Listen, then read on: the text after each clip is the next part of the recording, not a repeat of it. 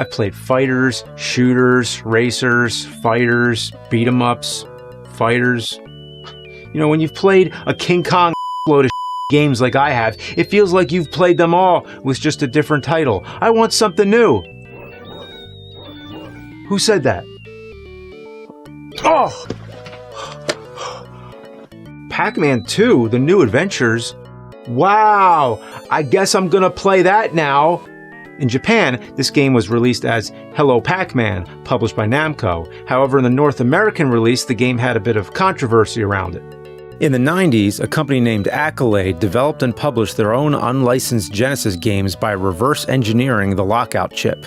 This pissed Sega off, who in '91 sued Accolade not once, but twice. They eventually settled and allowed Accolade to become a full Sega licensed publisher. This also pissed off Nintendo because Accolade was releasing so many games on their bitter rival's platform. So Accolade made another company, Ballistic, to get around publishing limits with Nintendo.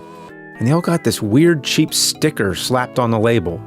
The most common complaints I've heard about this game are controlling Pac-Man's mood swings while pairing vague tactics to solve each level. If you're lucky enough to have the booklet, there's some hints in the back. In the front, the game is glorified as the world's first interactive cartoon. You guide and help him with Namco's innovative character guidance interface, also known as CGI, not to be confused with the other CGI abbreviation.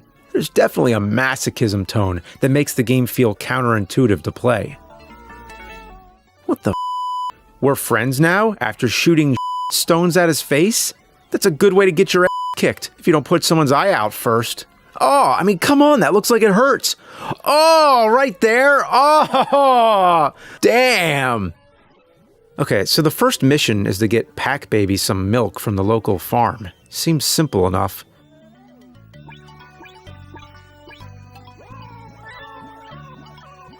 Well, that wasn't so tough. That witch is pissed.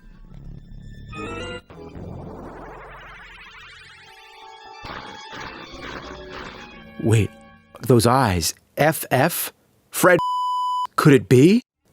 The next mission is getting a flower for their friend Lucy's birthday. This time you have to take a lift to the mountains, and what a hassle. This game starts to ramp up the cryptic difficulty. Unlike other point-and-click and decision-based games, this one takes it to another level by making you a secondary godlike co-op to Pac Man.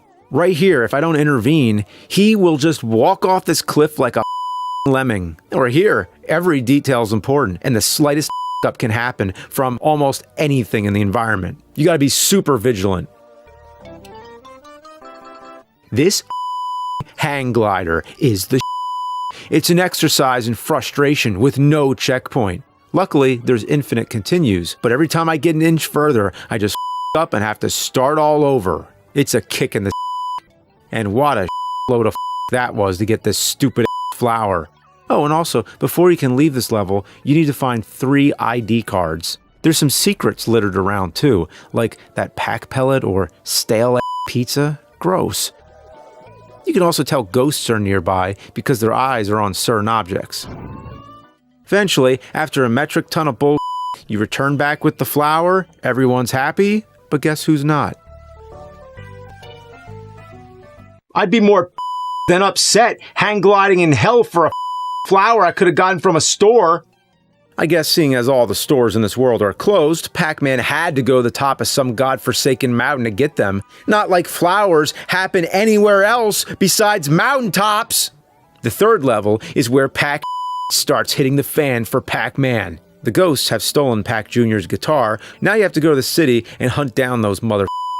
The city has a huge array of things to interact with, and for something that should only take minutes to do, it feels like hours go by. By this time, you'll notice things that are really out of place, like this. To get Junior's guitar, you have to turn into Super Pac-Man and up the ghosts. After defeating the ghost, you take the guitar back. Okay, so now we're on the final level, and this part is just weird. The witch is collecting ABC gum? Already been chewed gum? Why? That's nasty, man! You eventually find your way into the evil witch's science lab and come across the number sequence for the ID cards when you collect them all.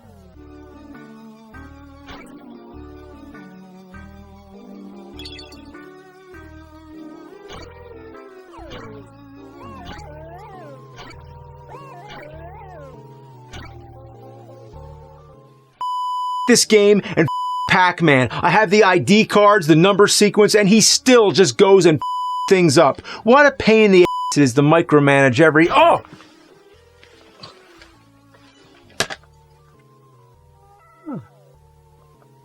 So, there are a couple good things about the game. One, it has unlimited continues, and two, the password system is pretty helpful. If you up and want to go back to get it right, you can pretty easily. Every moment of the game generates a password you can find in the menu. However, if you wait too long, Pac Man gets Okay, now the final boss.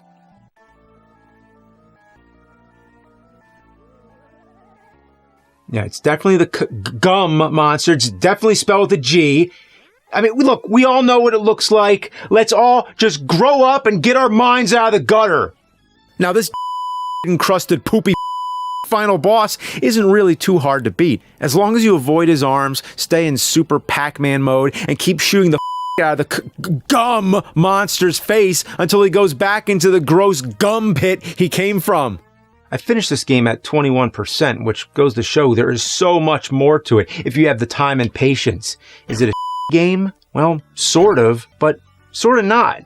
It's different, it's an acquired taste, it's a radical jump from the fast-paced, simple maze games we all grew to love, so maybe if they just didn't call it Pac Man 2, it would have gone over a lot better. It's an interesting game. It's worth having in your collection. You just gotta put up with Pac-Man's emotional outbursts and just separate it from the original Pac-Man. That's all. What the What the Oh! Oh, what the Man. This game.